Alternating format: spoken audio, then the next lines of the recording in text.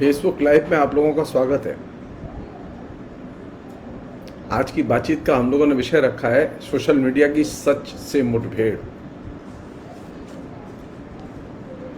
और इस प्रोग्राम की शुरुआत हम लोग करेंगे। नरेश गोस्वामी जी ने हमारे पास में 3 सवाल भेजे हैं। उन 3 सवालों के जरिए मैं ये बातचीत शुरू करना चाहूँगा। उनका पहला सवाल ये है कि तकनीक का अद्यतन रूप होने के बावजूद वर्चुअल रियलिटी समाज के बृहत्तर कल्याण के काम क्यों नहीं आई। इस प्रसंग में पहली चीज तो ये कहना है कि वर्चुअल रियलिटी तो काम आई। सवाल यह है कंप्यूटर और दूसरी चीज़ों ने उसकी संभावनाओं को अपने तरीके से बाधित करने की और दुरुपयोग करने की कोशिश की है। वर्चुअल रियलिटी जो है वो बहुत बड़ा एरिया है, वो कंप्यूटर से भी बड़ा एरिया है उसका। कंप्यूटर तो एक मशीन है खाली, लेकिन वर्चुअल रियलिटी का बहुत बड़ा संसार है। मैं इस सवाल को थोड़ा सा बाद में अभी लूंगा अपने तरीके से डिटेल्स में। दूसरा सवाल ये रखा है नरेश जी ने कि वर्चुअल रियलिटी महज यथार्थ नहीं है, वह एक तरह से यथार्थ की मैन्युफैक्चरिंग है। अगर वह मानव समाज के सहज औसत या वास्तविक यथार्थ को समझने या उसमें हस्तक्षेप करने में मदद नहीं करती तो उसका औचित्य क्या है। थर्ड जो क्वेश्चन है उनका वो है कि जेरोन लेनियर कंप्यूटर प्रोग्रामिंग खासतौर पर वर्चुअल रियलिटी के अग्रदूत रहे हैं। गौर से देखें तो इंटरनेट की सार्वजनिक मौजूदगी 3 दशकों की कहानी है और लेनियर इतने कम समय में ही सोशल मीडिया के इतने कटु आलोचक बन गए हैं कि लोगों से अपना अकाउंट डिलीट करने की अपील करने लगे। इस बेचैनी और मोहभंग की क्या वजह है। ये तीनों सवाल हम अपने तरीके से इनके उत्तर जेरोन लेनियर के जरिए खोजने की कोशिश करेंगे। और हो सकता है कि जो हमने टॉपिक रखा है उससे रिलेटेड भी कुछ बातें आए इसमें जो सबसे इंपॉर्टेंट चीज है वो ये कि जेरोन लेनियर ने जब ये बात कही थी या वर्चुअल रियलिटी को इजाद किया था तो उसने एक बात बहुत साफ तौर पर कही थी कि वर्चुअल रियलिटी को कंप्यूटर न समझा जाए। एक और चीज मैं कहना चाहता हूं, मैंने लिखा भी है इसे। जेरोन लेनियर उन बड़े वैज्ञानिकों में से है, वैज्ञानिकों का एक बड़ा समूह है अमेरिका में, जो विज्ञान का और खासतौर पर सूचना टेक्नोलॉजी और कंप्यूटर से जुड़ी हुई जो तमाम किस्म की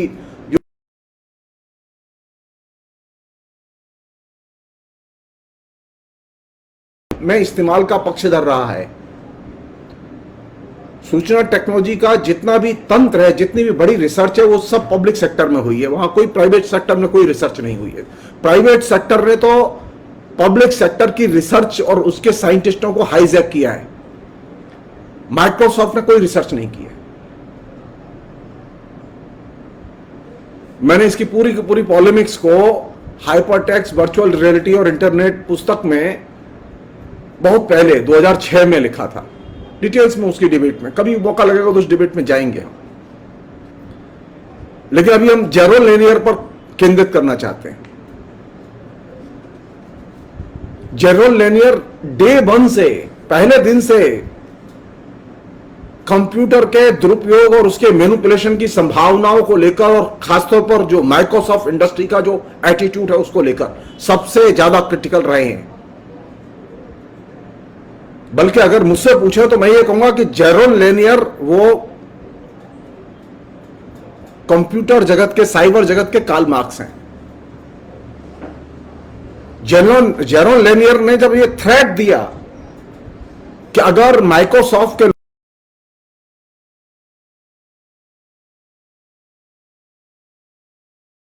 आने के बाद में उसका सॉफ्टवेयर दोबारा डाउनलोड करने के लिए वो पैसा क्यों लेंगे?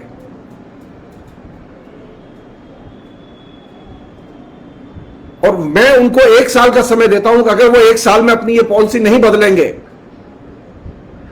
तो मैं उनके सारे के सारे सॉफ्टवेयर को पब्लिक डोमेन में डाल दूंगा मैं। और जेरोम लेनियर की थ्रेट का सबसे बड़ा परिणाम यह निकला कि माइक्रोसॉफ्ट के अब सारे सॉफ्टवेयर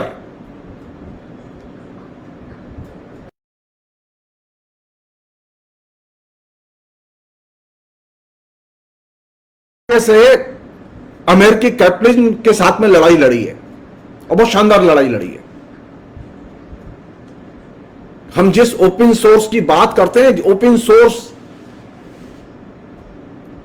के आंदोलन के वे अग्रदूत रहे हैं कंप्यूटर जगत में।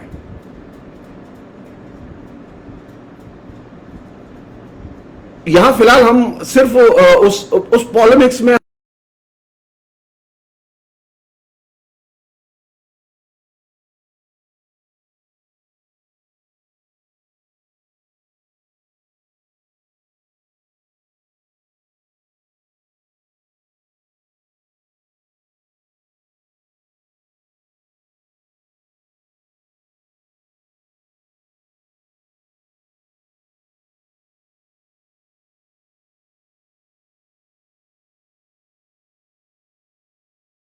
है। कंप्यूटर सिर्फ एक उपकरण है, जबकि वर्चुअल रियलिटी वैकल्पिक यथार्थ है। Alternative reality, not manufacturing reality. और ये कॉन्सेप्ट, इस कॉन्सेप्ट पर अभी भी जेरोम लेनियर कायम है। उनकी सारी किताबें, तकरीबन सारी किताबें फ्री इंटरनेट पर अवेलेबल हैं, वो बाजार में भी अवेलेबल है। अगर वर्चुअल रियलिटी वैकल्पिक यथार्थ है तो वर्चुअल रियलिटी की भूमिका अलग होगी। मैं वो संक्षेप में मेंशन भर करना चाहता हूं कि वर्चुअल रियलिटी को निर्मित करने के लिए जेरोम लेनियर ने एक्सरे की मशीन के लेंस का इस्तेमाल किया और उसका विकास किया और उसको वर्चुअल रियलिटी में कन्वर्ट कर दिया। और एक्सरे मशीन का सबसे ज्यादा जनित में इस्तेमाल होता था, जिससे हमारे एक्सरे होते हैं। कंप्यूटर की सीमाएं हैं, लेकिन वर्चुअल रियलिटी की कोई सीमा नहीं है।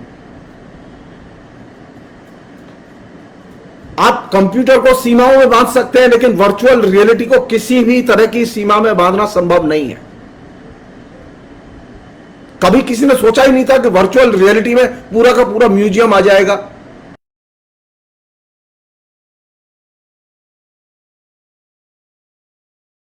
में वो ओरिजिनल नहीं है।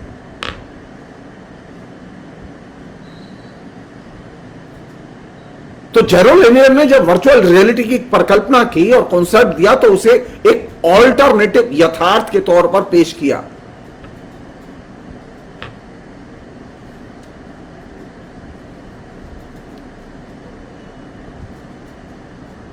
वह कोई मशीन का हिस्सा नहीं है, बल्कि वहां आप एक नया यथार्थ रच रहे होते हैं।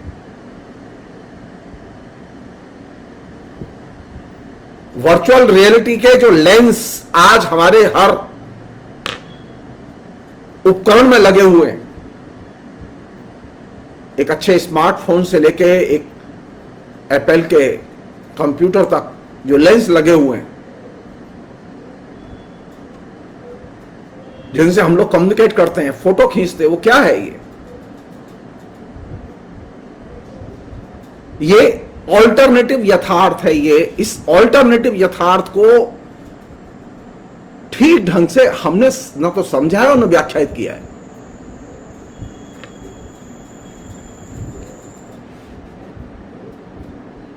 जेरोम लेनियर कहते हैं कि वर्चुअल रियलिटी में कुछ भी, किसी भी किस्म के यथार्थ को आप क्रिएट कर सकते हैं। आप चाहें तो इसमें आर्टिफिशियल युद्ध कर सकते हैं, आप चाहें तो इसमें आर्टिफिशियल जो है सारी चीजें क्रिएट कर सकते हैं, जैसा कि इराक युद्ध के टाइम पर वर्चुअल रियलिटी की वर्षा कर करके कर करके दिखाया गया। एक्चुअल में युद्ध कैसा था ये हमने नहीं देखा।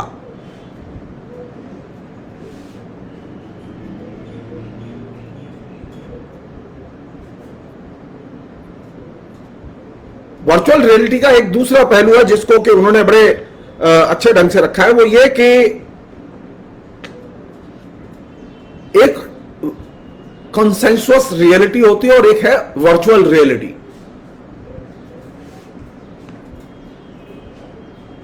जो वर्चुअल रियलिटी है वो वस्तुगत यथार्थ को संबोधित करती है,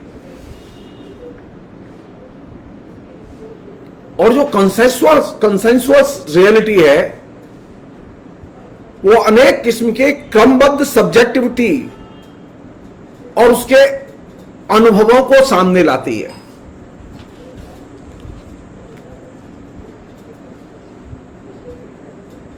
ये वे अनुभव हैं जिन्हें हम भूल चुके हैं।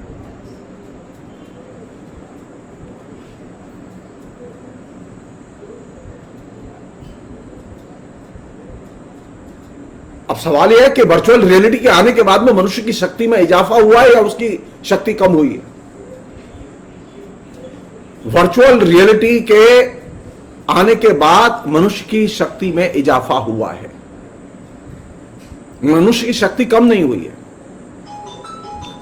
वो सोशल मीडिया के अकाउंट को बंद करने की बात क्यों कर रहे हैं, इसके सिलसिले को हम जारी रखेंगे, उसकी चर्चा हम अलग से करेंगे, उसे मैं यह मिक्सअप नहीं करना चाहता।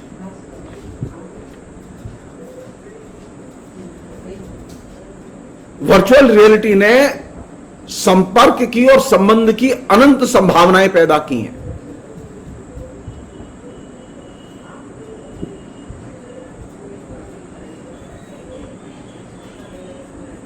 दूसरी चीज यह कि वर्चुअल रियलिटी जो है वो असहिष्णु नहीं है, बल्कि उसमें एक सहिष्णु भाव है।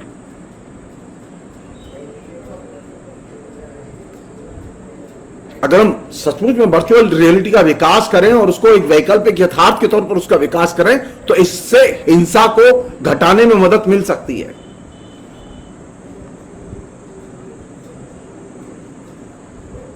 जैसे टेलीविजन आया, रेडियो आया, फिल्म आई, उसी तरह मीडियम के तौर पर वर्चुअल रियलिटी आई है। हम वर्चुअल रियलिटी को एक मीडियम के तौर पर उसकी भूमिका को भी नहीं देखते और न जानते हैं, न उसे डिस्कस करते हैं।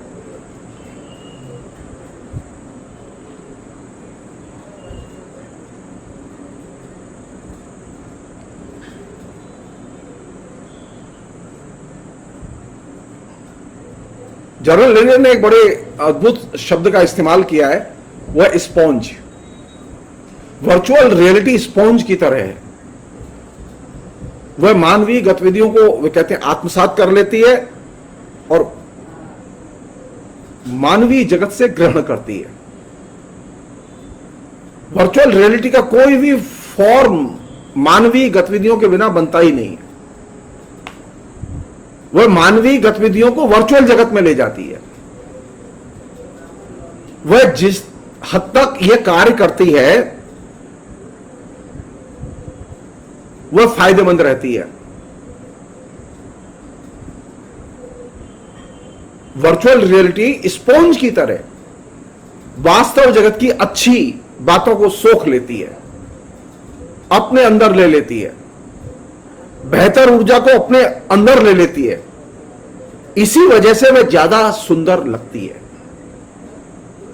इसके विपरीत जब वर्चुअल रियलिटी वास्तव जगत से खराब चीजों की ऊर्जा को सोख लेती है तब देखेंगे कि वे चीजें छोटी हो गई हैं।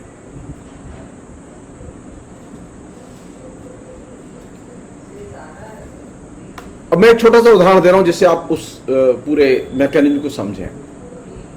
मतलब आप लोग जो फिल्म देखते हैं तो फिल्म में अमूमन यह होता है कि जो वायलेंस का सीन होता है वो वायलेंस का सीन पिक्चराइज करते समय कैमरामैन की कोशिश यह होती है कि उसे दूर से दिखाया जाए, उसे क्लोजअप में न दिखाया जाए। अगर वायलेंस का सीन क्लोजअप में दिखाया जाएगा तो उसका बहुत ज्यादा इंपैक्ट होगा, क्योंकि उसमें जो बिंदु होते हैं, बिंब होते, जो कि फिल्म का हिस्सा है, वो लोगों के दिमाग को ज्यादा प्रभावित करेंगे। तो जब भी किसी भी फिल्म में वायलेंस का सीन आता है तो चीजें जो है वो दूर से दिखाई जाती हैं, लेकिन जब प्यार का सीन आता है तब कैमरा क्लोजअप में चला जाता है। और यही वो चीज है जिसकी तरफ जेरोन लेनियर ध्यान खींचना चाहते हैं को वह अच्छी चीजों को जब वो सोखती है तो और सुंदर बना देती है।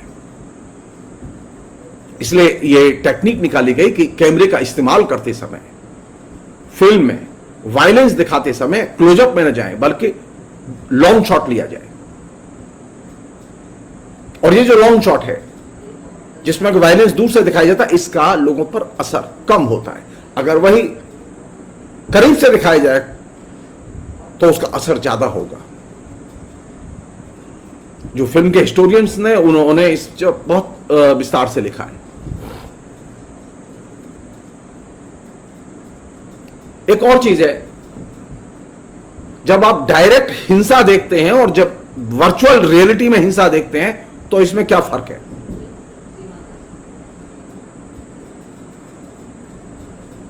वर्चुअल रियलिटी में हिंसा कैसी भी दिखाई जाए उसका कोई वल्गर इंपैक्ट नहीं होता।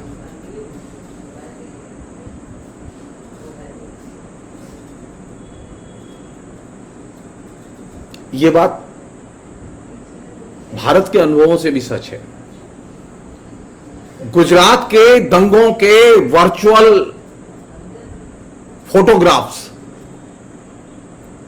विजुअल इमेज, बाबरी मस्जिद विध्वंस की पूरी विध्वंस प्रक्रिया की पूरी इमेज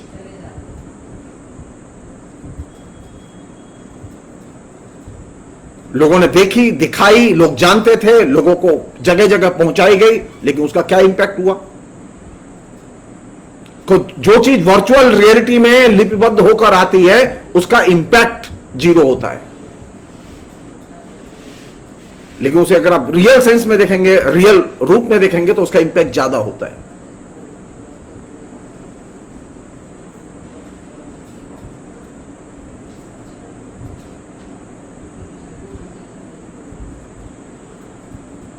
एक अन्य चीज है जिसको कि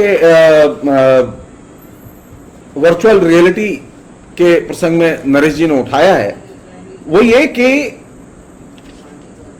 वो अभी सोशल मीडिया के कट्टू आलोचक नहीं बने हैं, बल्कि वो पहले से ही, जब से ये कंप्यूटर और दूसरी चीजों को लेकर विवाद शुरू हुआ है इंडस्ट्री में, इंटरनेट जिस तरह से आया है, इंटरनेट की पूरी कंप्यूटर की टेक्नोलॉजी पूरी की पूरी जिस तरह से माइक्रोसॉफ्ट ने हाईजैक की,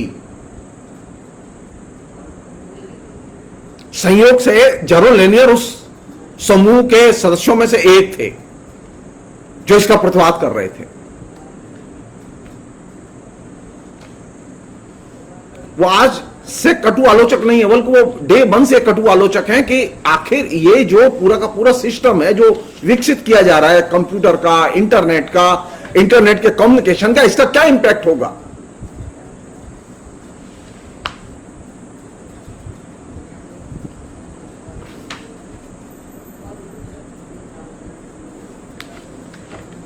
आखिरी चीज वर्चुअल रियलिटी के प्रसंग में, वर्चुअल रियलिटी ज्यादा कल्पनाशील ढंग से कम्युनिकेट करती है।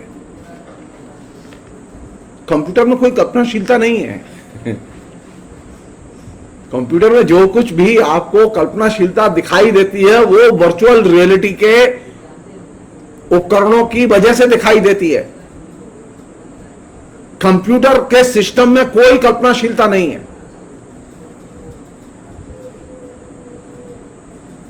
उन्होंने साफ कहा था जेरोन लेनियर ने कि मैं वर्चुअल रियलिटी के जरिए जो फिजिकल जो अस्तित्व है उसको मैं अपदस्थ नहीं करना चाहता,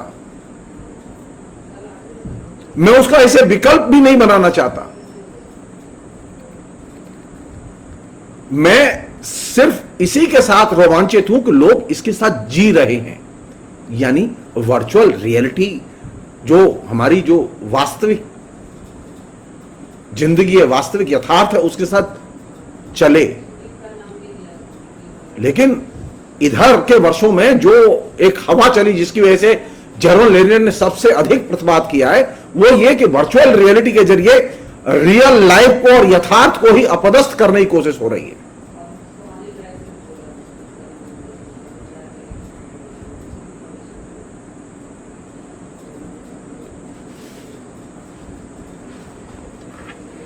अब मैं एक अन्य चीज, वर्चुअल रियलिटी में हम अलग से डिटेल्स में बातें और करेंगे तो बहुत सारी चीजें आएंगी, मैं उसे फिलहाल यहीं छोड़ रहा हूं। मैं सिर्फ ये कहते हुए कि वे जो बात सोशल मीडिया के संदर्भ में कह रहे हैं, जिसको कि हम सिलसिलेवार ढंग से उठाने की कोशिश कर रहे हैं आपके बीच में,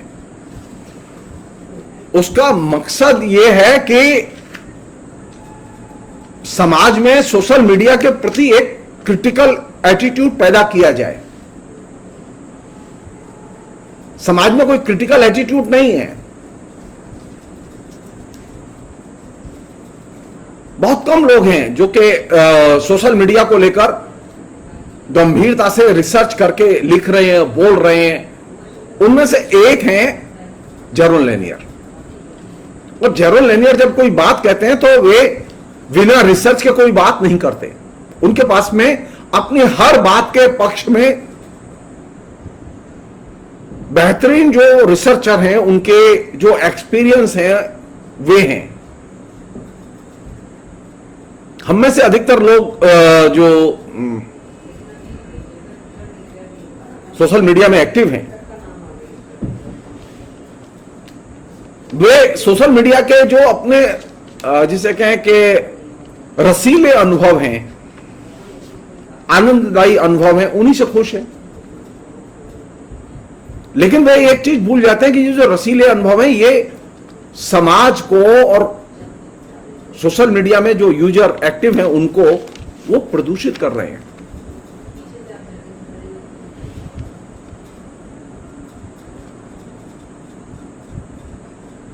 आप जब वहां पर किसी प्रोडक्ट को देखते हैं,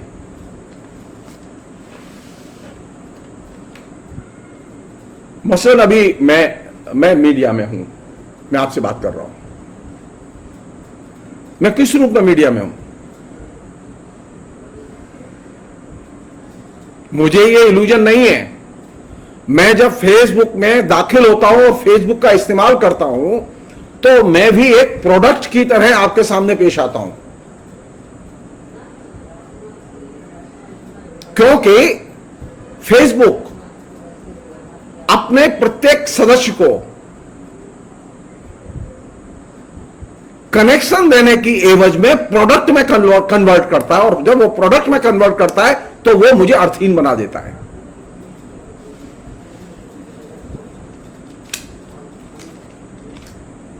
और वो मुझे प्रोडक्ट में कैसे कन्वर्ट करता है?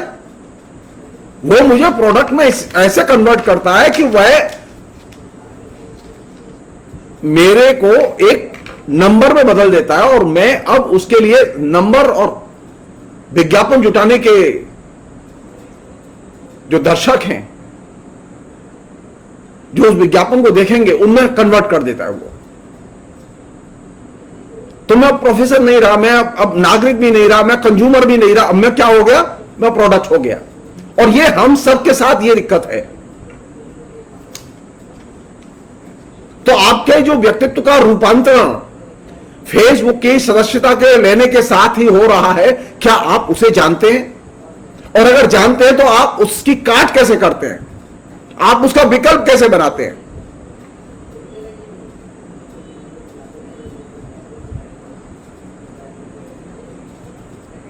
दूसरी चीज जिस पर कि कायदे से विचार करने की जरूरत है वो ये कि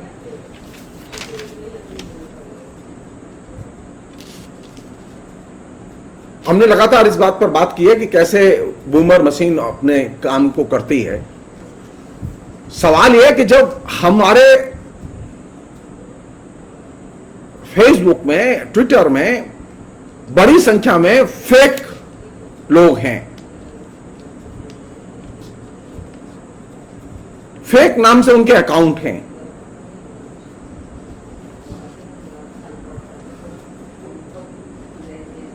तो सवाल यह है जो कि जेरोन लेनियर ने उठाया है कि क्या फेक व्यक्ति सत्य की रक्षा कर सकता है? क्या फेक व्यक्ति सत्य की हिमायत कर सकता है? जी नहीं, क्योंकि जो फेक लोग होते हैं उनके पास में सत्य के पक्ष में कोई तर्क नहीं होता।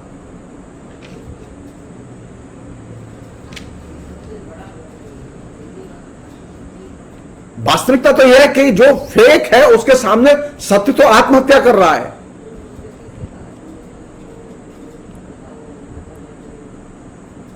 हम में से कितने लोग हैं जो कि झूठ देख के ये कहते हैं कि झूठ लिखा है? हम लोग तो नहीं कहते,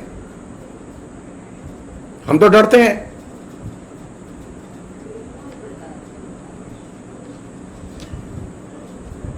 सेकंड चीज जिस पर कि वो जोर देते हैं, वो कहते हैं कि अगर पैसा कमाना ही अगर सोशल मीडिया का मुख्य लक्ष्य है, जो कि आज है, तो सोशल मीडिया सत्य के पक्ष में खड़ा नहीं हो सकता। आज के ही अखबार की रिपोर्ट है,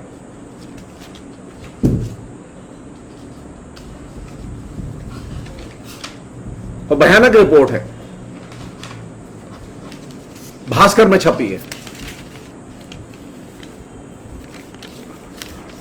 वो रिपोर्ट क्या है? कोरोना को लेकर जितना झूठ फेसबुक और ट्विटर पर बोला गया, फेसबुक और ट्विटर ने, मैंने लगातार अपनी बातचीत में कहा है कि लगातार झूठ बोला जा रहा है, लगातार झूठ लिखा जा रहा है, लेकिन ट्विटर और फेसबुक और सोशल मीडिया के दूसरे फोरम या इंटरनेट की जो दूसरी वेबसाइट है, उनको चेक करने की कोई व्यवस्था नहीं है, उन्हें कोई नहीं रोक रहा है। आज के भास्कर में यह रिपोर्ट है, आप लोग पढ़ सकते हैं। तो फेसबुक ने और ट्विटर ने कोरोना के बारे में सबसे अधिक झूठ का प्रचार किया, उन पोस्ट का प्रचार किया जो पोस्ट झूठ लिख रहे थे। ऐसे 150 पोस्ट फेसबुक में थे जिनमें कि ये इलाज सजेस्ट किए गए थे जो अनसाइंटिफिक है कोरोना के, जिनको कि विश्व स्वास्थ्य संगठन ने गलत माना है उस तरह के प्रचार को। और ये जो 150 पोस्ट थे, इन 150 पोस्ट को 10 करोड़ से ज्यादा पाठकों ने पढ़ा और करोड़ों लोगों ने इसे शेयर किया। और 150 जो पोस्ट थे जो कि कोरोना के बारे में झूठ बोलते थे, कोरोना के इलाज के बारे में झूठ बोलते थे, इन 150 में से सिर्फ 10 पोस्ट को फेसबुक ने हटाया।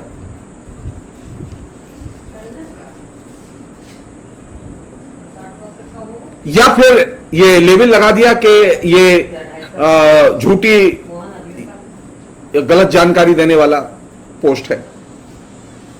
सिर्फ 10, यानी 140 झूठी पोस्ट, कोरोना के इलाज को लेकर झूठी पोस्ट फेसबुक पर लगातार जारी रही। उनमें बाबा रामदेव की कोरोना को लेकर भी जो पोस्ट थी और वीडियो थी, वो आज तक नहीं हटाई गई, वो अभी भी जारी है। करोड़ों लोग देख चुके हैं उसे।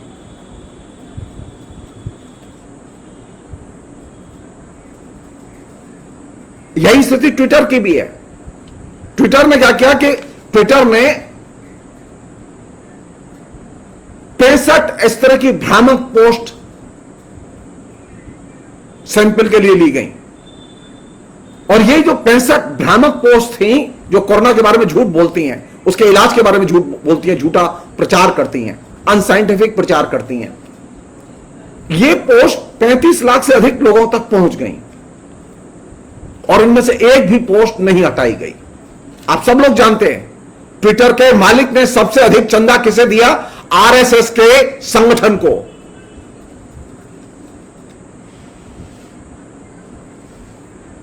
ट्विटर और फेसबुक को सबसे ज्यादा विज्ञापन, करोड़ों के विज्ञापन बाबा रामदेव से मिलते हैं। इसलिए बाबा रामदेव की कोई पोस्ट नहीं हटाई गई, ना कोई वीडियो हटाया गया, न यूट्यूब से हटाया गया, ना फेसबुक से हटाया गया और न ट्विटर से उनकी पोस्ट हटाई गई। तो जेरोम लेनियर जो बात कह रहे थे वो यही तो बात कह रहे थे कि ये जो सोशल मीडिया है, ये सोशल मीडिया ने एक तरह से पैसा कमाओ और सिर्फ पैसा कमाओ,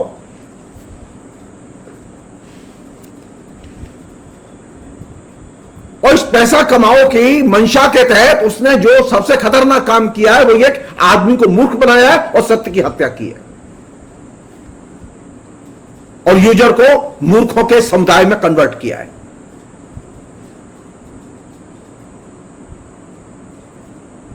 तो जेरोम लेनियर की जो समझ थी और धारणा थी वो पुष्ट होती है, अभी तात्कालिक अनुभव से भी पुष्ट होती है। वो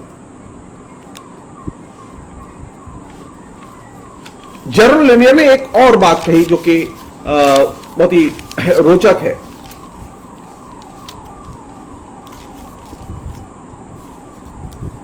वो ये कि सत्य की परीक्षा तो हो सकती है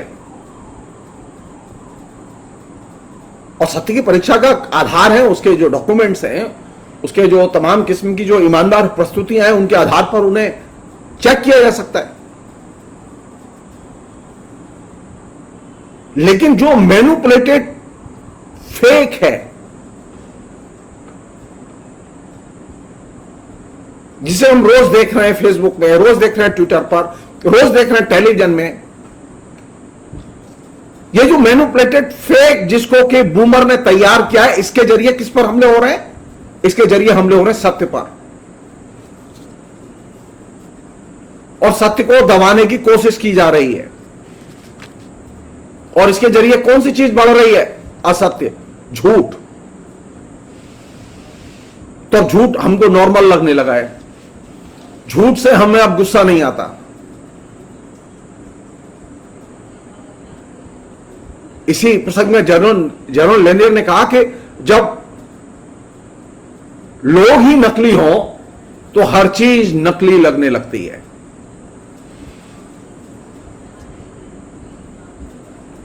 जो बूमर है, जो कि इस पूरी की पूरी सोशल मीडिया का जो है, जिसे कहें कि संजीवनी है, जिसके बिना ये सोशल मीडिया चलता नहीं है, उसमें फेक ही प्रधान है और सत्य प्रधान नहीं है। ये तमाम किस्म की एलेक्सा और दूसरी स्त्री, कोर्टाना, तमाम किस्म की जो चीजें हैं, और या वो जो तमाम किस्म के जो सेलिब्रिटी और नामी जो पत्रकार, उनके जो आपको लाइक्स दिखाई देते हैं, उसमें एक बड़ी संख्या फेक की है।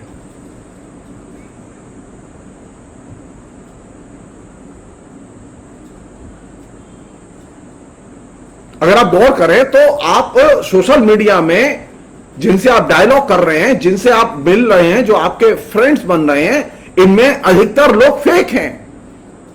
रियल से तो आपकी बात ही नहीं होती।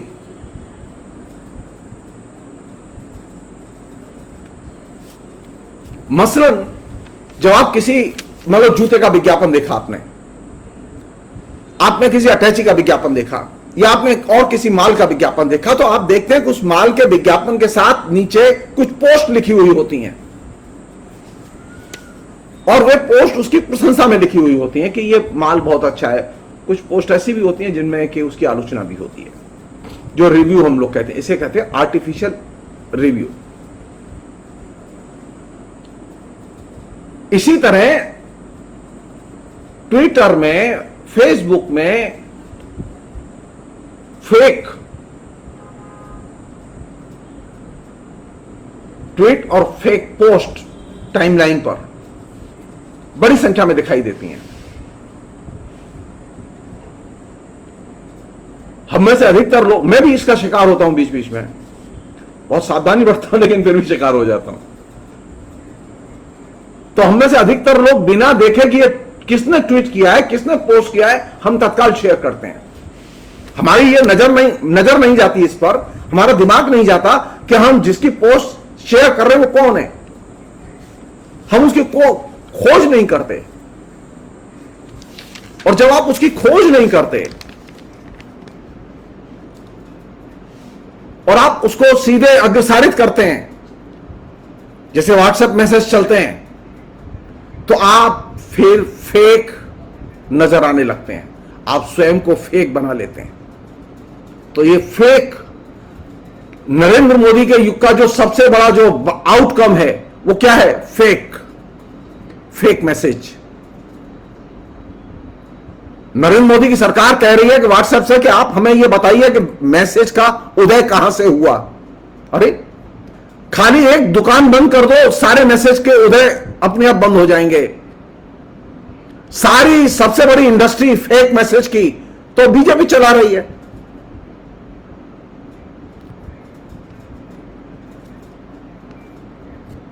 बिना फेक मैसेज के आप सोशल मीडिया को चला ही नहीं सकते। तो जब आप फेक मैसेज, यानी आपने कोई मैसेज बिना ये जाने किसका है आप फॉरवर्ड कर देते हैं, आप उस व्यक्ति को जानते ही नहीं है, तो आप स्वयं को फेक में कन्वर्ट कर देते हैं। और जब आप स्वयं को फेक में कन्वर्ट कर रहे होते हैं, जैसा कि अब समाज में हुआ है, अब व्हाट्सएप के जरिए हर एक के पास फेक मैसेज की भीड़ लगी हुई है। हर एक व्यक्ति के व्हाट्सएप मैसेज में कुछ ना कुछ फेक मैसेज पड़े ही होते हैं। तो जो फेक मैसेज से जिसने अपनी पहचान बनाई हो, यानी वो फेक आदमी बना हो, हमारे यहां तो पूरा का पूरा एक समुदाय, फेक समुदाय पैदा कर दिया गया। जो रियल लोग थे उन्हें फेक मनुष्यों में कन्वर्ट कर दिया गया, या हम ये भी कह सकते हैं उन्हें साइबर मनुष्यों में कन्वर्ट कर दिया गया। ये जो फेक समुदाय जो व्हाट्सएप कल्चर के जरिए पैदा किया गया, इसने जो सबसे खतरनाक काम किया वो ये वह समुदाय है जो कि किसी भी किस्म के सांस्कृतिक, आर्थिक, राजनीतिक हकों पर होने वाले हमले को हमला ही नहीं मानता। जेरोम लेनियर पहले व्यक्ति थे जिन्होंने इस चीज को रेखांकित किया कि फेक आदमी की यह मुश्किल होती है कि वह सांस्कृतिक हमले को अस्वीकार करता है, वह उसे हमला ही नहीं मानता। आप उसे लाख समझाइए कि आपके अधिकार छीने जा रहे हैं, नोटबंदी से आपके अधिकार जा रहे हैं, आपके ऊपर हमला हो रहा है, वो मानने को तैयार नहीं है। वो मानने को तैयार नहीं था व्यापारी कि जीएसटी आने के बाद उसके ऊपर हमले होंगे, वो मानने को तैयार नहीं था, क्योंकि उसने अपने को फेक में कन्वर्ट कर दिया था। कोरोना काल में जो फेक का जो एकदम तंत्र बुलडोज करने पर लगा हुआ और रियल को फेक में कन्वर्ट करने पर लगा हुआ, उसने इस चीज को लोगों के गले में उतार दिया है कि नरेंद्र मोदी से कोरोना पॉलिसी को लेकर कोई गलती नहीं हुई। नरेंद्र मोदी ने आपके ऊपर कोई हमला नहीं किया। क्यों? क्योंकि ये जो फेक आदमी है, जो कि फेक मैसेज में जीता है और इसने अपने को फेक मैसेज का अभ्यस्त बना लिया है, फेक मैसेज की वजह से इसने अपनी पहचान बना ली है, ये व्यक्ति अब किसी भी किस्म के सामाजिक, आर्थिक, राजनीतिक हमले को वो हमला ही नहीं मानता। उसका इन हमलों को हमला न मानना इस बात का प्रमाण है कि वे फेक हैं।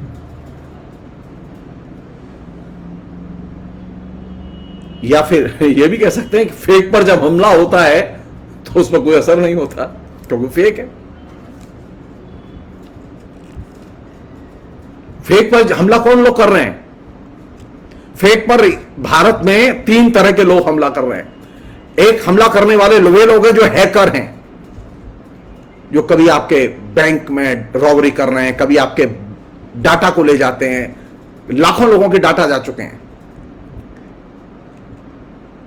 बैंक से हैकर्स ने इतने बड़े पैमाने पर डकैतियां की हैं कि इतनी डकैतियां पूरे 2000 साल में भारत में नहीं हुई। मुगलों ने जितना माल हिंदुस्तान में नहीं लूटा, उससे 10 गुना ज्यादा माल हैकर लूट कर ले गए। लेकिन हैकरों के खिलाफ में कभी भी सरकार के मुंह से, आरएसएस के मुंह से एक शब्द नहीं निकला। और जिनका माल वो बैंक से लूट के ले गए उनमें अधिकतर हिंदू थे।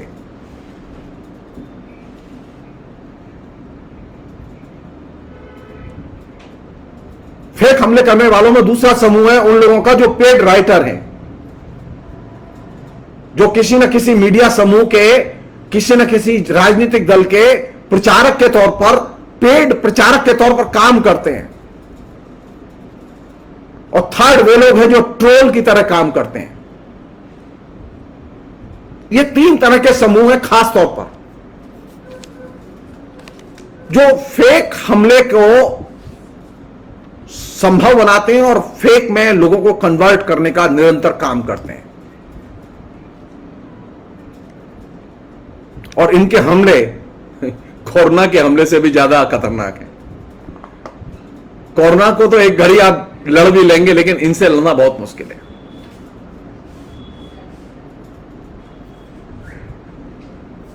कोरोना के वायरस को आप पछाड़ सकते हैं उसकी वैक्सीन खोज के, लेकिन इनकी वैक्सीन नहीं है। क्यों? क्योंकि इनकी जो, जिसे कहें कि मुखौटा, जिसकी आड़ में ये लोग छुपे रहते हैं, हैकर, ये जो पेड राइटर, ये ट्रोल, वो है बूमर। बूमर इनके मुखौटे का काम करता है, वो इनको छुपाए रखता है। और ये जो फेक लोग हैं उसी से सबसे ज्यादा ऊर्जा ग्रहण करते हैं कि हमें कौन पकड़ लेगा, क्योंकि वे जानते हैं कि वे अपने मालिकों के लिए काम करते हैं। और मालिक बूमर को पेमेंट देता है। बूमर का काम यही है कि वह इनकी रक्षा करे, इनको छुपा के रखे, इनके डिटेल्स ना बताए। अगर मुझसे पूछा जाए तो मैं ये कहूंगा कि भारत सरकार को पहला यह काम करना चाहिए, जिनके भी फेक अकाउंट बने हुए हैं वो सारे के सारे फेसबुक, ट्विटर, सब पर से फेक अकाउंट डिलीट कर दिए जाएं। उसकी डिमांड क्यों नहीं करते ये लोग? मुझे रियल नागरिकों के अकाउंट चाहिए, मुझे फेक नागरिकों के अकाउंट नहीं चाहिए। एक एक बीजेपी के साइबर सेल के एक एक व्यक्ति के पास, कांग्रेस के साइबर सेल के एक एक व्यक्ति के पास, जो साइबर सेल में काम करता है, उसके पास में 10-10, 20-20, 100-100, 200-200 अकाउंट है। क्यों है भाई? फेक हमले करने के लिए। सारे दलों के लोगों को, सारे हिंदुस्तान के नागरिकों को फेसबुक, सोशल मीडिया पर लिखने का हक है, लेकिन फेक के नाम से नहीं। तो फेक की कल्चर को कल्टीवेट किसने किया? फेक की कल्चर को फलने फूलने किसने दिया? इन तीन लोगों ने। पेड राइटर, जिनके पीछे राजनीतिक दल हैं, वे कंपनियां जो कि फेक राइटिंग कराती हैं, जो अपने माल की बिक्री के लिए।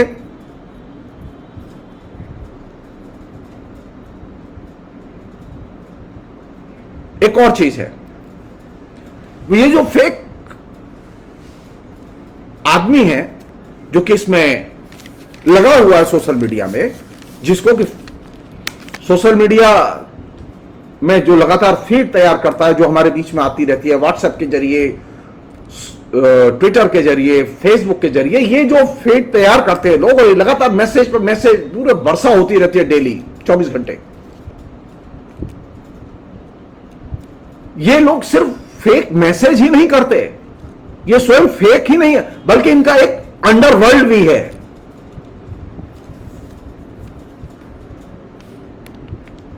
और ये जो अंडरवर्ल्ड है, ये अंडरवर्ल्ड अगर मुझसे पूछें, नरेंद्र मोदी की दुनिया से ज्यादा ताकतवर है। अगर मुझसे पूछे तो अमित मालवीय की ताकत नरेंद्र मोदी से ज्यादा है। भारतीय जनता पार्टी में सबसे ताकतवर व्यक्ति, आरएसएस और भारतीय जनता पार्टी में सबसे ताकतवर व्यक्ति वे लोग हैं जो कि बीजेपी के मीडिया सेल के टॉप पर बैठे हुए हैं, क्योंकि वे रियल हमलावर हैं। मोहन भागवत ट्वीट करने थोड़ी जाते हैं, नरेंद्र मोदी ट्वीट करने नहीं जाते, फेसबुक पर लिखने नहीं जाते। तो ये जो काउंटर हमलावर हैं जो कि लगातार 24 घंटे मशीन की तरह काम करते रहते हैं,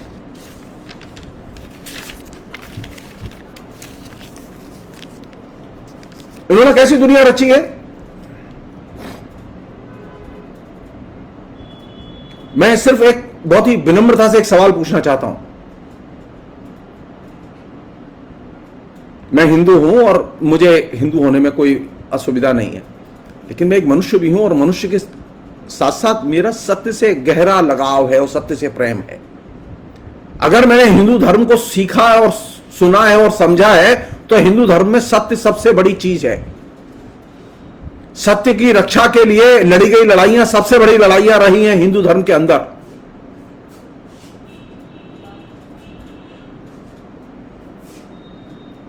सोशल मीडिया में जो लोग हिंदू हिंदू करके जो उन्माद पैदा किए हुए हैं, उनसे पूछा जाना चाहिए, भाई ये कैसा हिंदू है जो रोज झूठ बोलता है? लोग पहले भगवान का नाम लेने के लिए, सच बोलने के लिए सौगंध खाते थे, मंत्र जप करते थे 108 बार, कोई 21 बार, कोई 51 बार, कोई 1000, कोई 10,000। मंत्र किस लिए जपते थे? मंत्र इसलिए जपते थे कि हम ईमानदारी से रहेंगे और सच बोलेंगे। मंत्र इसलिए नहीं जपते थे कि हम अंधविश्वास में विश्वास करेंगे और पूजा करेंगे। मंत्र का उदय हुआ था ईमानदारी से जीने की जीवन शैली का विकास करने के लिए, फेक जीवन शैली से लड़ने के लिए। और इसी वजह से मंत्र सबसे महत्वपूर्ण थे और आज भी हैं। लेकिन आपने क्या किया? आपने मंत्रों को अंधविश्वास में और झूठ में कन्वर्ट कर दिया।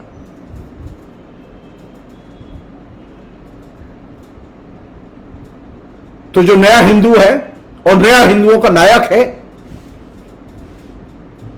वो झूठ के बिना चल ही नहीं सकता। उसके फॉलोअर भी झूठे हैं, ये मैं नहीं कह रहा हूं, ये ऑफिशियल डाटा कह रहा है। मसलन अगर सारी दुनिया का नक्शा उठाएं तो सारी दुनिया के नक्शे में मसलन 2018 को लें तो ट्रंप के 4,79,00,000 फॉलोअर थे और इन 4,79,00,000 फॉलोअर में 37% फेक थे। ट्रंप ईसाइयत के प्रतीक थे। ईसाई जो जस्ट लाइक विश्व हिंदू परिषद और ये जो आरएसएस के लोग हैं, इन्हीं की तरह ईसाई फंडामेंटलिस्ट ट्रंप के साथ थे और ट्रंप के लिए लड़ रहे थे। और वे लोग ट्रंप को राष्ट्रपति बनाने में उनकी महत्वपूर्ण भूमिका थी। ट्रंप के फॉलोअर कैसे कितने थे जो फेक थे? 37%। ट्रंप के बाद में सारी दुनिया में जो सबसे महान व्यक्ति सोशल मीडिया में जिसको दर्ज किया गया वो है नरेंद्र मोदी। नरेंद्र मोदी के 4,30,00,000 फॉलोअर हैं और इनमें 60% फेक हैं।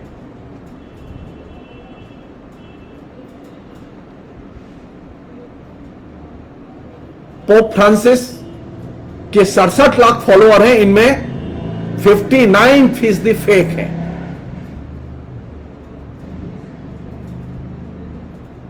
इसी तरह नरेंद्र मोदी के ट्वीट को बहुत लोग फॉलो करते हैं, इल्यूजन है नरेंद्र मोदी को।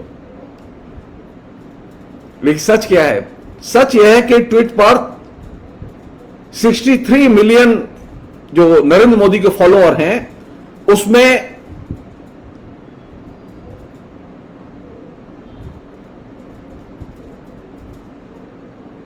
45 मिलियन पेज लाइक किए गए हैं और 50 मिलियन एक्चुअल में फॉलोअर हैं और बाकी फेक फॉलोअर हैं।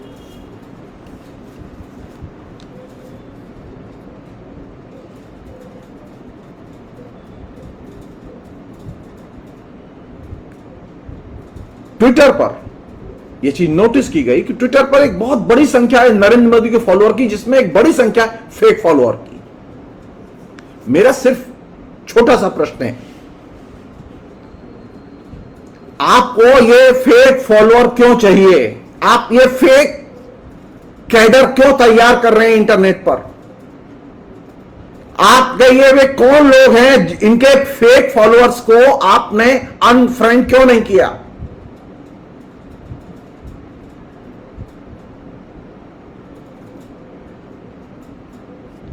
आप कह ही सकते हैं देश के खिलाफ में कोई लिखता है तो, या नरेंद्र मोदी के खिलाफ कोई लिखता है तो आप तत्काल ट्विटर को लिखते हैं। लेकिन अगर ट्विटर पर आपके फेक फॉलोअर हैं या फेसबुक पर आपके फेक फॉलोअर हैं तो आपने कभी उनको एक चिट्ठी नहीं लिखी कि मेरे फेक फॉलोअर को हटा दिया जाए? वो छांटते बैठे बैठे। तो मैं जो चीज आपसे साझा करना चाहता हूं ये कि ये जो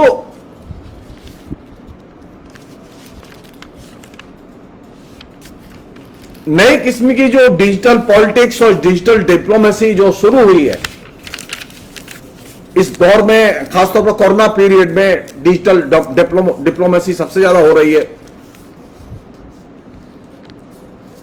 तो उसमें ये जो फेक फॉलोअर है, ये जो फेक आदमी है, ये जो फेक राइटर है, ये जो फेक राइटर्स का जो पूरा गैंग है,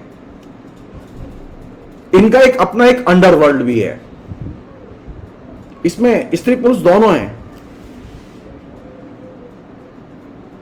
और ये जो फेक लोग हैं, ये फेक लोग ही हैं जो असल में बूमर को ऊर्जा देते हैं।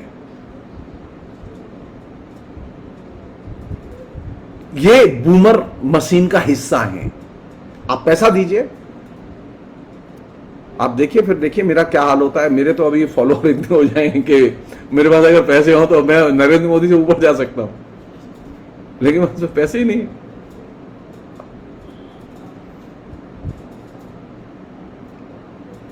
तो fake writer, fake tweet, fake account, fake person, fake follower, fake society. अब आप उस फेक सोसाइटी से कैसे उम्मीद करते हैं कि वह सांस्कृतिक, राजनीतिक, आर्थिक हमलों का प्रतिवाद करे, उनका मुकाबला करे? वह तो फेक है। आप सर पटक के मर जाइए, आपको मिलेंगे नहीं जो नरेंद्र मोदी के हमलों का विरोध करने वाले हो सोशल मीडिया में। गिनती के लोग मिलेंगे जिन्हें आप जानते हैं।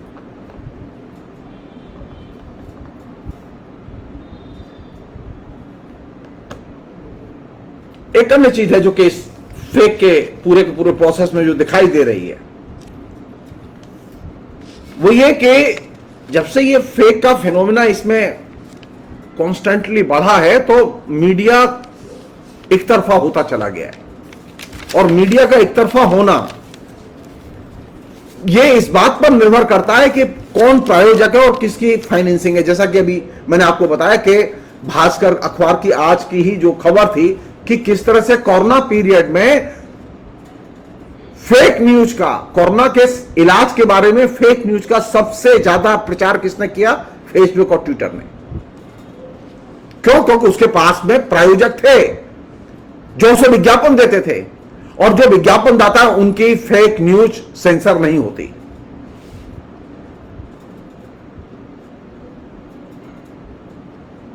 वे लोग कहते हैं ट्विटर का कहना है कि फेक आदमी को हम खोजने में असमर्थ हैं। हमारा मानना है कि ये संभव है। आप फेक को भी खोज सकते हैं,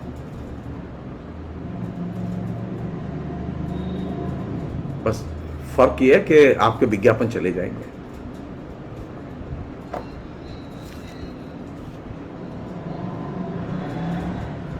अंत में मैं एक बात जरूर कहना चाहता हूं। चूंकि ये अभी फेज हेल्थ के प्रसंग का है, तो हेल्थ के प्रसंग के संदर्भ में मैं ये बात अंडरलाइन करके मैं बाकायदा इंफेसिस के साथ कहना चाहता हूं कि लोगों को वैक्सीनेशन कराना चाहिए।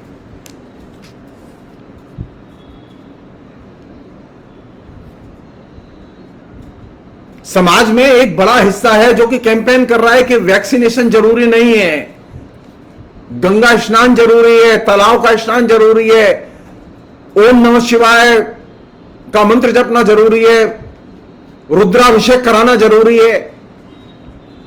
जी नहीं, वैक्सीनेशन जरूरी है। वैक्सीनेशन इलेक्ट्रिसिटी से भी ज्यादा महत्वपूर्ण है, आप जान लीजिए इसे। जिन लोगों ने वैक्सीनेशन बनाई है XYZ, उसकी बहुत सारी खामियां हैं, बहुत सारी चीजें हैं, उनकी हम लोग चर्चा करते रहेंगे। वह खामियां आएंगी, उनकी आलोचना भी करेंगे, लेकिन वैक्सीनेशन जीवन रक्षक दवा है, उसका इस्तेमाल किया जाना चाहिए।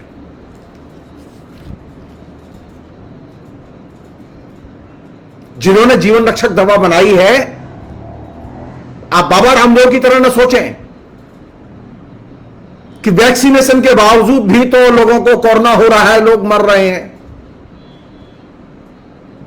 एलोपैथी की दवा खाने के बावजूद भी तो 3 लाख से अधिक लोग मर गए। जी नहीं, वैक्सीनेशन और ये वैक्सीन बन रही, ये जीवन रक्षक दवाएं हैं, ये जीवन के लिए बेहद जरूरी हैं।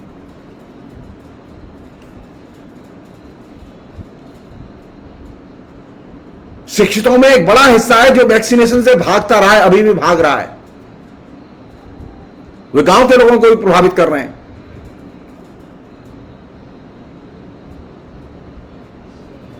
जो लोग फेक न्यूज देखते हैं, फेक आइडेंटिटी में अपने को कन्वर्ट कर चुके हैं, फेक फोटो देखते हैं, फेक खबरें देखते हैं, वे ही असल में वैक्सीनेशन नहीं करा रहे हैं। जो फेक समाज आपने, जो फेक चेतना आपने लोगों के बीच में गढ़ी है, और ये फेक चेतना और फेक समाज को निर्मित करने में नरेंद्र मोदी एंड कंपनी की सबसे बड़ी भूमिका, RSS की सबसे बड़ी भूमिका है।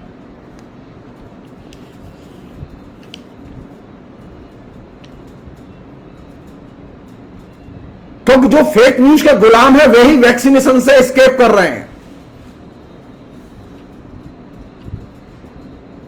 लोगों में यह धारणा फैलाई जा रही है कि वैक्सीनेशन के बिना लोग स्वस्थ रहेंगे, यह गलत है। यह भी गलत है कि जिन्होंने वैक्सीन नहीं लगाई है वे स्वस्थ हैं। वो आज स्वस्थ है, कल अस्वस्थ हो सकते हैं। हमारे बीच में ऐसे भी लोग हैं जो कि ये मानते हैं कि हेल्थ तो प्रकृति की देन है। हेल्थ तो प्रकृति की देन है, लेकिन वायरस से रक्षा के प्रयत्न वे जरूरी हैं कि नहीं है? वे जरूरी हैं।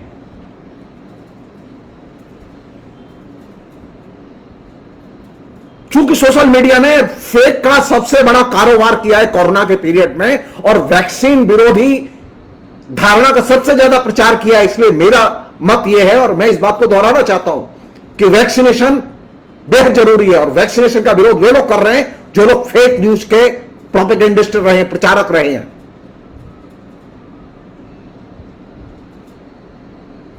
कोरोना के समाधान के सबसे बड़े फेक प्रचारक कौन लोग रहे? वे लोग रहे जिनका भगवा राजनीति से गहरा संबंध है।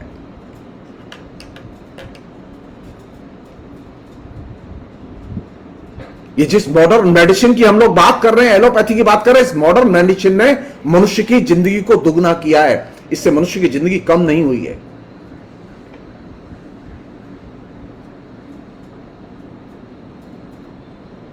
जो लोग मॉडर्न मेडिसिन और एलोपैथी का, वैक्सीनेशन का विरोध कर रहे हैं, वे बेसिकली नॉनसेंस कर रहे हैं। ये वे लोग हैं जिनका जीवन में विश्वास नहीं। उनका विश्वास किसमें? उनका भगवान में विश्वास है।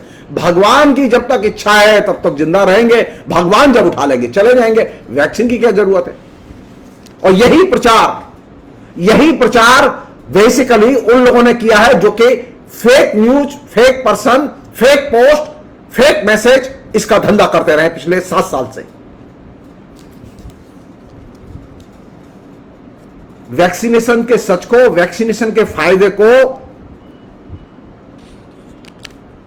लोगों के बीच में ले जाना चाहिए, उसे इग्नोर नहीं करना चाहिए। लोगों के दीर्घ जीवन के लिए वैक्सीनेशन कंपलसरी है, जरूरी है।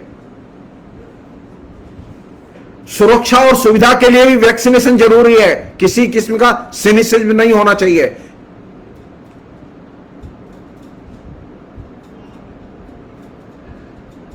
झूठ से बचने का अभी एक सबसे बड़ा औजार है वैक्सीनेशन। वैक्सीनेशन लगाओ। जिन लोगों ने झूठा प्रचार किया है कि वैक्सीन की जरूरत नहीं है, उनको मुंह तोड़ जवाब दो। थे हमारे समाज में ऐसे लोग जो ये मानते थे कि शीतला माता की पूजा करो तुम्हें चेचक नहीं होगी, लेकिन शीतला माता की पूजा करने से चेचक नहीं रुकी। चेचक रुकी जब उसके खिलाफ में हमने बाकायदा नीचे मासिव ड्राइव शुरू की, टीके लगाए। भगवान की पूजा करने से आप वायरस से मरने से नहीं बच सकते। मंत्र के जपने से आप वायरस के हमले से नहीं बच सकते।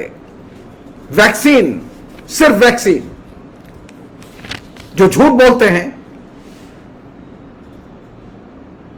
जो अपने झूठ को प्रमाणित करने के लिए भगवान का सहारा लेते हैं, जो झूठ को प्रमाणित करने के लिए मंत्र का सहारा लेते हैं, पूजा पाठ का सहारा लेते हैं, वही लोग वैक्सीन का विरोध कर रहे हैं।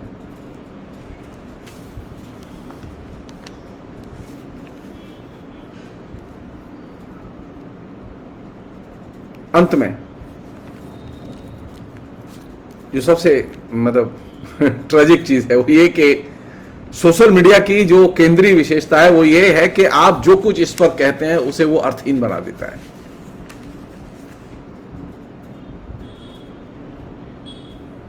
क्यों? क्योंकि आप जब भी यहां बोलते हैं और लिखते हैं उसमें संदर्भ आपके लेखन में जनरली नहीं होता।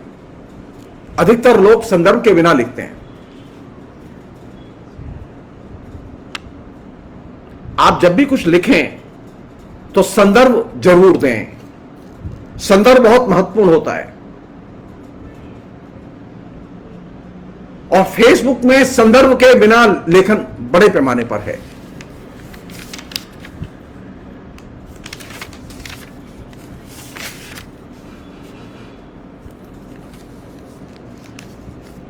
दूसरी चीज जो नजर आती है वो ये कि जो संदर्भ के बिना लिखते हैं, अब मान लो आपने लिख दिया कि नेहरू जी के कपड़े पेरिस में धुलते थे। अब आपको कोई मालूम ही नहीं है, फैक्ट ही नहीं मालूम, लेकिन आपने लिख दिया।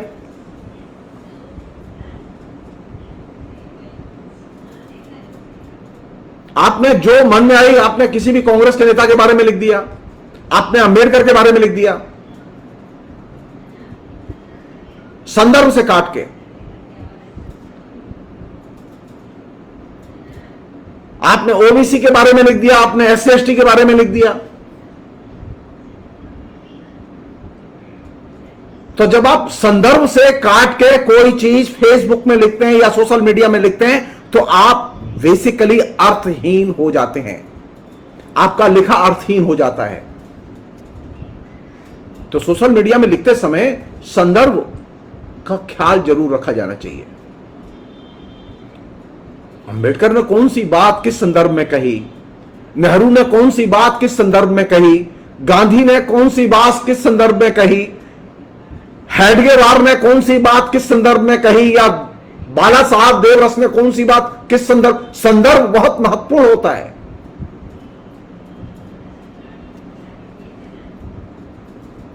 लेकिन आप संदर्भ से काट के अगर बात पेश करेंगे तो फिर यह बात तरह तरह से घूमेगी लोगों के बीच में। क्योंकि सामान्य व्यक्ति जब आपकी बात को शेयर करता है तो वो तो संदर्भ नहीं जानता।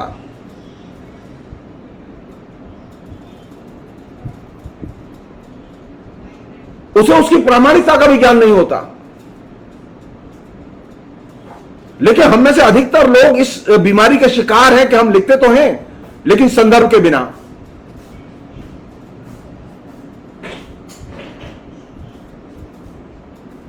तो अगर आप संदर्भ के बिना लिखेंगे तो आपका लेखन अर्थहीन हो जाएगा।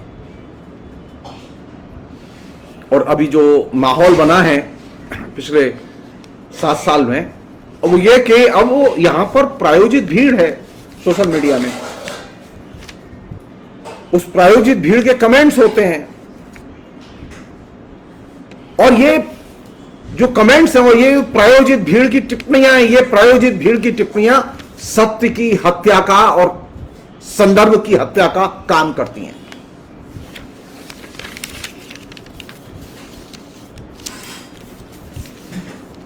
तो सोशल मीडिया की ये जो प्रॉब्लम है, इस प्रॉब्लम को जेरोम लेनियर ने कहा कि सोशल मीडिया की सबसे बड़ी समस्या क्या है? सोशल मीडिया अर्थ की ही हत्या कर देता है। कोई नहीं जानता कि आप जो कह रहे हैं उसे लोग किस अर्थ में ग्रहण कर रहे हैं। वो उस अर्थ में ग्रहण कर भी रहे हैं या नहीं कर रहे हैं, या किसी और अर्थ में ग्रहण कर रहे हैं।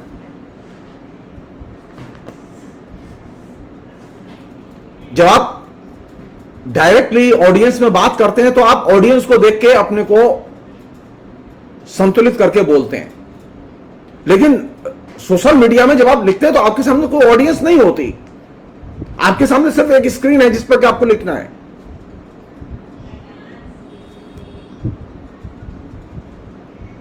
तो सोशल मीडिया के जरिए बोलना अपने आप में बोलना नहीं है, बल्कि उसका एक संदर्भ है, वो बहुत महत्वपूर्ण है। तो यहां पर जो भी बोले, जो भी लिखें, वो संदर्भ सहित बोले और संदर्भ सहित लिखें। आप जो कहते हैं उसे अन्य किसी और तरह से ग्रहण न किया जाए, या कोई उससे मुनाफा ना कमा पाए।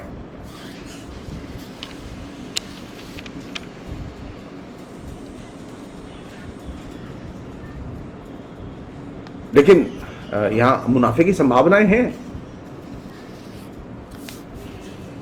तो जो लोग क्रेजी की तरह फेसबुक पर मूव करते रहते हैं, लिखते रहते हैं, संदर्भहीन ढंग से लिखते रहते हैं, और उस लेखन को ही वे मूर्ख लोग अपनी उपलब्धि भी मानते हैं।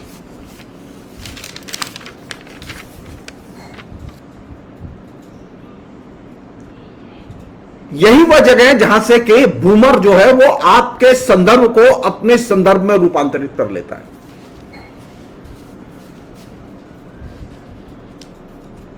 वह पहले से चले आ रहे सोशल मीडिया फ्लो में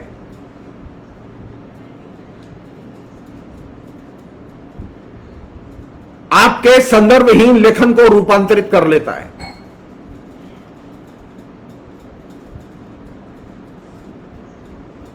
उसके बाद आपका कोई नाम नहीं होता, आपका सिर्फ एक नंबर होता है।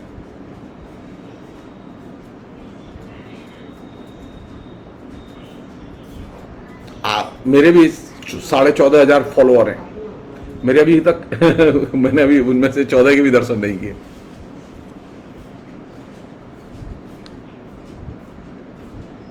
तो आपके फॉलोअर है, लेकिन आपने कभी देखा ही नहीं उनको।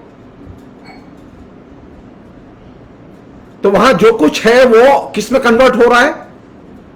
वो नंबर में कन्वर्ट हो रहा है।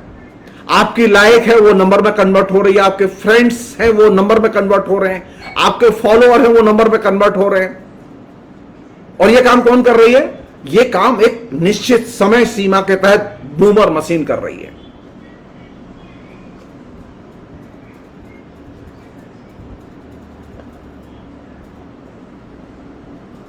अब आप रियल नहीं है, बल्कि एक नंबर है,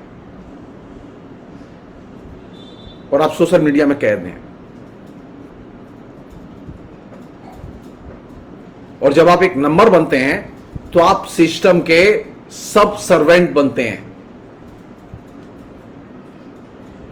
मसलन मैंने किसी व्यक्ति की पोस्ट को लाइक किया तो वहां एक नंबर बढ़ गया, और मालूम पड़ा मैंने जिसको लाइक किया वो बीजेपी का प्रचारक है, वो बीजेपी का एम्प्लॉई है। तो मैं किसका वो एम्प्लॉय बन गया? मैं एम्प्लॉय का भी एम्प्लॉय बन गया, सर्वेंट बन गया, सॉरी।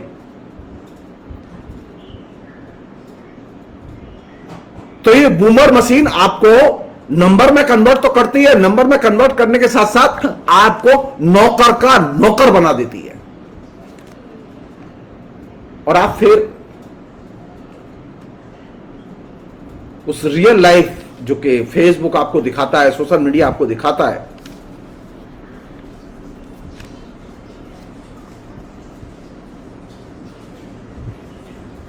तो आपकी अब पहचान किससे होगी? आपकी पहचान अब अपने नाम से नहीं होगी, आपकी पहचान नंबर से होगी। तो आपके नंबर का वेरिफिकेशन सार्वजनिक तौर पर होता है। कितने लोग लाइक कर रहे थे, उनमें कौन कौन लोग थे, उनमें ये भी थे, ये भी थे, ये भी थे, ये भी थे, कौन, कितने नंबर हो गए? 500।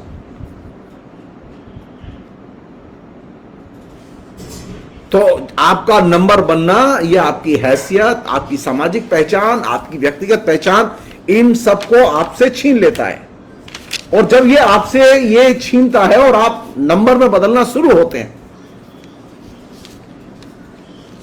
तो आप कल्पना कीजिए आप कहां हैं। हिटलर के यातना शिविरों में लोगों के नाम नहीं होते थे। यातना शिविरों में लोगों के नाम नहीं होते, नंबर होते हैं। जनरल लेनियर कहते हैं कि ये जो बूमर मशीन जो आपको नंबर में कन्वर्ट करती है, ये आप याद कीजिए कि आप अब किस दिशा में जा रहे हैं।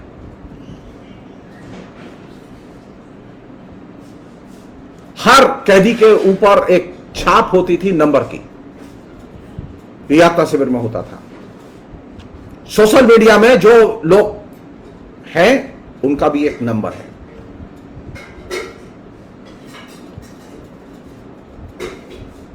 सब लोग जानते हैं नाजी थे जिन्होंने बायोमेट्रिक पहचान के साथ नंबर दर्ज करने की परंपरा शुरू की थी।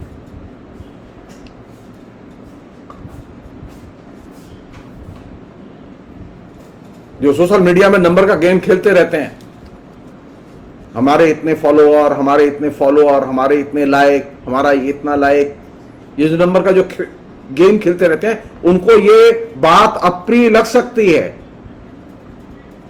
लेकिन ये एक सच्चाई है कि सोशल मीडिया में व्यक्ति की पहचान नंबर में रूपांतरित हो रही है। अब नंबर एक दूसरे को शुभकामनाएं नहीं दे पाते, वे एक दूसरे के भले के बारे में भी नहीं सोच पाते। और ये नंबर क्या करते हैं? ये नंबर यथार्थ को छिपाने का काम करते हैं और ये आपकी गतिविधियों को भी छिपाने का काम करते हैं।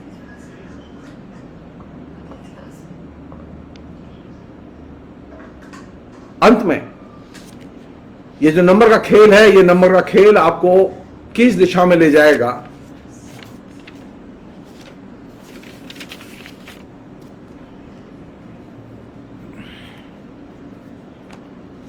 हमारे यहां जो बहुत सारे डेमोक्रेटिक सेंटीमेंट के पत्रकार हैं, उनसे भी हम एक अनुरोध करना चाहेंगे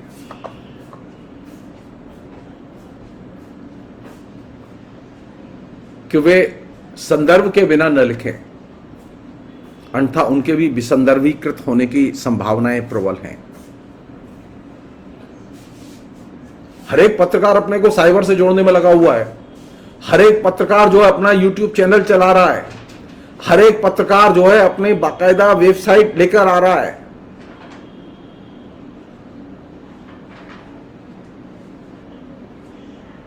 चर्चित पत्रकारों की चर्चित स्टोरियां खूब आ रही हैं।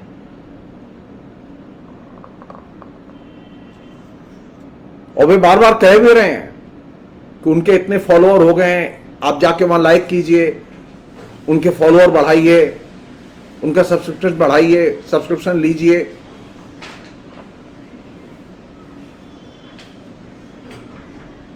जनरल लेनियर कहते हैं कि ये जो ऑनलाइन जो सब्सक्रिप्शन है, ये ऑनलाइन जो राइटिंग है, ऑनलाइन जो पाठक है, इसमें अधिकतर फेक रीडर है।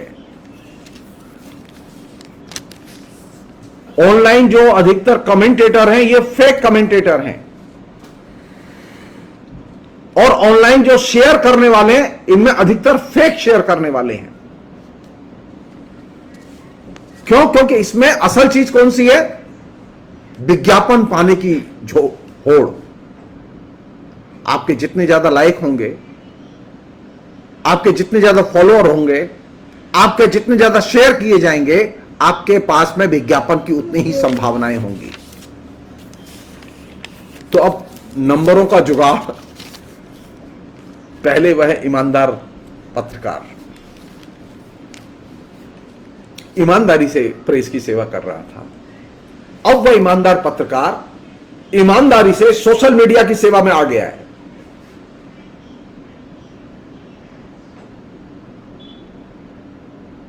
और वह नंबरों के जुगाड़ में लग गया है।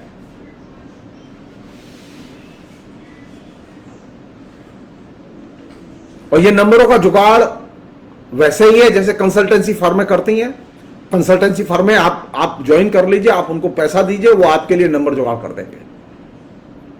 आपको याद हो 2-2.5 साल पहले गाजियाबाद से ही उन कंसल्टेंसी फर्मों के लोग पकड़े गए जो कि सिर्फ लाइक जुगाड़ करने का काम करती थी।